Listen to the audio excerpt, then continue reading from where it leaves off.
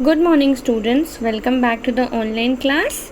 So, today we are going to continue the chapter A Horse and Two Goats. Okay, so in the last class we have studied the description of the horse and the place of the horse statue. So, today we are going to continue from the next paragraph. So, Muni, the main character of the story, sat at the foot of the statue. वो statue के foot पर बैठता था. Foot in the sense जो वहाँ पे pedestal है, जो वहाँ पे नीचे में जो बना हुआ है स्टैंड जिसके ऊपर हॉर्स का स्टैचू है, वो उस पेडेस्टल पे बैठता था. ठीक है. Watching his two goats graze in the arid soil. Okay, so वो वहाँ बैठ कर क्या देखता था कि उसके जो टू गोट्स है जो उसके पास, वो कहाँ ग्रेज कर रही है? अरिड सॉइल में. अरिड मीन्स जो थोड़ी सूखी जगह होती है जहाँ पे वाटर की स्कैरसिटी होती है, वैसी सॉइल अमंग द कैक्टस. और वहाँ पे क्या ग्रोन हुआ है? Cactus and lantana bushes. Lantana bushes are the evergreen bushes. वो उसको ज़्यादा पानी की ज़रूरत नहीं पड़ती ग्रो करने के लिए. Okay, so he looked at the sun. और वो सन को देख रहा है. It has tilted westward, no doubt. अब वो धीरे धीरे वेस्ट की तरफ जा रहा है as sun sets in the west. But no doubt, but it was not the time yet to go home. अब उस टाइम पे वॉचेस नहीं होती थी, तो वो सन को देखकर टाइम का अंदाज़ा लगा रहा है कि अभी भी वो टाइम नहीं हुआ है कि वो घर जा सके, मतलब अभी भी इवनिंग नहीं हुई है. If he went too early his wife would have no food for him. और अगर वो जल्दी चला गया तो उसकी वाइफ के पास उसके लिए कोई भी फूड नहीं होगा. Also he must give her time to cool off her temper. और उसको अपनी वाइफ को टाइम देना चाहिए जिससे वो अपना टेम्पर ठीक कर सके, अपना गुस्सा शांत कर सके एंड फील सिंपैथेटिक. और वो अपने हस्बैंड की तरफ सिंपैथेटिक फील कर सके कि मतलब मैंने बेचारे को कितना डांट दिया. And then she would scrounge and manage to get some food. Scrounge means या तो बोरो करना या तो किसी की हेल्प से ऑब्टेन करना, मतलब किसी की हेल्प लेकर कोई काम करना और उससे पैसे लेकर के वो कैसे भी मैनेज करे फूड को. Okay, so he notice now a new sort of vehicle. तो वो आते जाते व्हीकल्स को देखता था टाइम पास करने के लिए. तो वो अभी एक नए टाइप की व्हीकल देखता है coming down at full speed, जो कि पूरी फुल स्पीड में उसके मतलब वो जिस जगह पे बैठा है उस रोड पर आ रही है. It look like both a motor car and अ बस. और वो एक मोटर कार जैसी भी दिख रही है और एक बस के जैसी भी दिख रही है. Okay, he use to be intrigued by the novelty of such spectacles. और वो बहुत इंट्रिग्यूड मतलब बहुत खुश होना, बहुत प्रसन्न होना, बहुत इंटरेस्टिंग लगता था उसको ये सब देखने से. ठीक है, पहले जब वो देखता था तो. But of late work was going on at the source of the river on the mountain and an assortment of people and traffic went past him. लेकिन अब वो जहाँ पर बैठता था उसके पास एक रिवर है जहाँ एक माउंटेन पे काम चल रहा है कुछ कंस्ट्रक्शन का. तो अब ऐसा असॉर्टमेंट मतलब ऐसी गाड़ियों का आना जाना, लोगों का आना जाना, हमेशा ट्रैफिक बने रहना, क्योंकि वहाँ पे सामान लाने ले जाने के लिए गाड़ियाँ आती जाती रहती थी. And he took it all casually.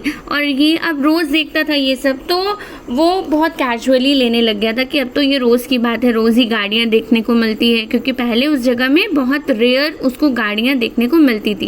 And describe to his wife. और वो जाकर अपनी वाइफ को बताता था, क्योंकि वो लोग गांव के लोग थे तो वो लोग ज़्यादा कुछ जानते नहीं थे. तो अपनी वाइफ के सामने बताता था कि पता है आज मैंने ये देखा, आज मैंने इस कलर की गाड़ी देखी, आज ऐसा हुआ वैसा हुआ, सब कुछ बताता था. And he took it all casually and describe to his wife later in the day everything is saw. शाम को जब वो घर जाता था तो वो सब कुछ अपनी वाइफ को डिस्क्राइब करता था. Today while he observed the yellow vehicle, आज जब उसने ये येलो व्हीकल को देखा कमिंग डाउन, वो मतलब रास्ते में आ रही थी, वहाँ पे थोड़ी सी ढलान थी तो इसलिए coming down. He was wondering how to describe it. वो सोच रहा था कि ये मोटर कार जैसी भी दिख रही है, ये बस जैसी भी दिख रही है, तो मैं इसको कैसे डिस्क्राइब करूँगा अपनी वाइफ को. व्हेन इट स्पटर्ड मतलब एकदम जैसे एक इंजन रुकता है तो धीरे धीरे सीरीज ऑफ शॉर्ट साउंड्स होती है ना, तो वो जो साउंड से रुकता है उसको स्पटरिंग साउंड्स कहते हैं, ठीक है। तो it sputtered and stopped in front of him, और वो अचानक से देखता है कि वो गाड़ी उसके सामने आकर के रुक गई है। A red-faced foreigner who had been driving it got down and went round it.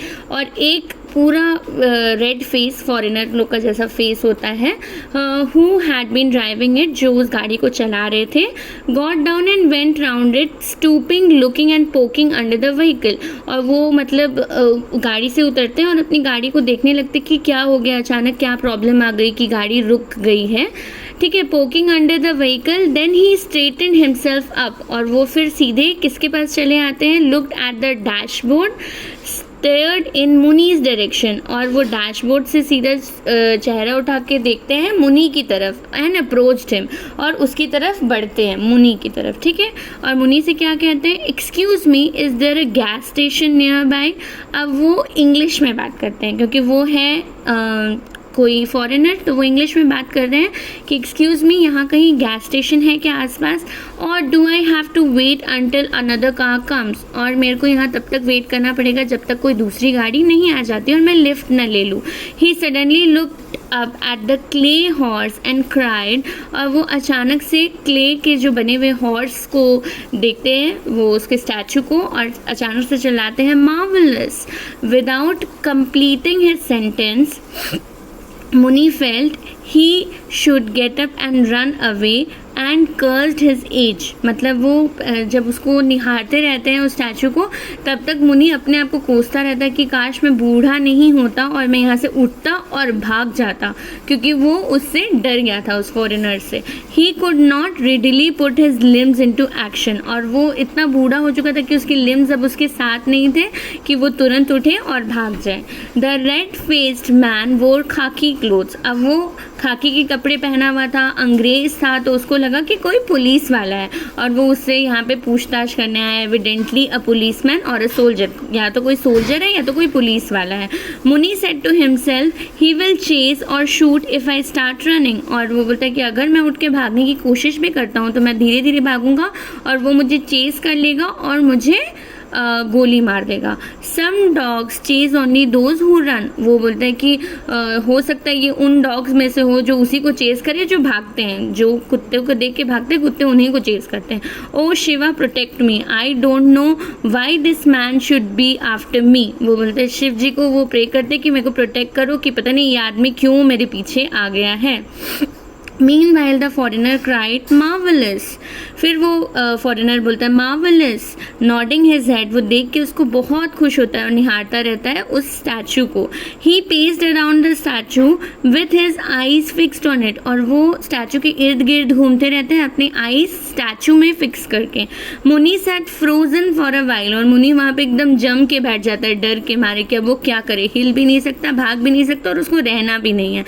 And then fidgeted and tried to edge away, और वो थोड़ा हिलता है, फिडजेटेड, ठीक है, और उसका मतलब अपने जैसे वो उसके जितने करीब आता है वो उससे उतना ही दूर जाने की कोशिश करता है, edge away. Now the other man suddenly pressed his palms together, smile and said, और वो अपने दोनों हाथों को जोड़कर अपने पाम्स को प्रेस करता है और स्माइल करता है फॉरेनर, और सेड और बोलता है नमस्ते, हाउ डू यू डू, वो पूछता है, वो उसको नमस्ते बोलता है और पूछते हैं कि आप कैसे हैं।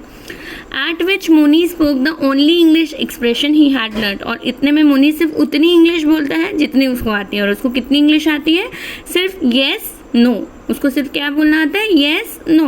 Having exhausted his English vocabulary he started in Tamil, अब यहाँ पे उसकी इंग्लिश की vocabulary तो ख़त्म हो गई जितनी इंग्लिश आती थी, अब वो फॉरेनर इंग्लिश में बोल रहा है और ये महाराज यहाँ पे तमिल में शुरू हो जाते हैं कि वो जब अपनी भाषा में बात कर सकता है तो मैं भी अपनी भाषा में बात करता हूँ। वो तमिल में बोल रहे हैं, my name is Muni, these 2 goats are mine and no one can gainsay it, वो बोलता है कि मेरा नाम मुनी है और ये 2 गोट मेरी है, इशारे से गोट्स को दिखाते हैं, और बोलते कोई भी इनके लिए क्लेम नहीं कर सकता, ये पक्का मेरी ही है।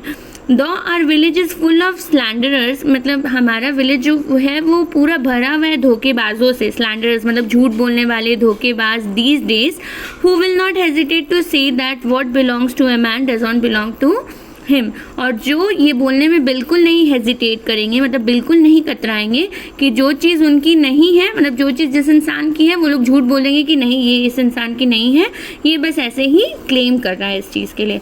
Okay, so for today we will keep it till here, and I want you all to write short summaries. जितनी मैं क्लासेस देती हूँ, जितना क्लासेस में हम लोग पढ़ते हैं, जितने पैराग्राफ्स, उसकी आप समरी लिखिए. It will help you a lot. आगे थोड़ा रीड करने की कोशिश कीजिए. The story is so very interesting, और उसके बाद मेरे एक्सप्लेनेशन आपको और समझ में आएंगे. And if you have any doubt till here, you can contact me. Thank you.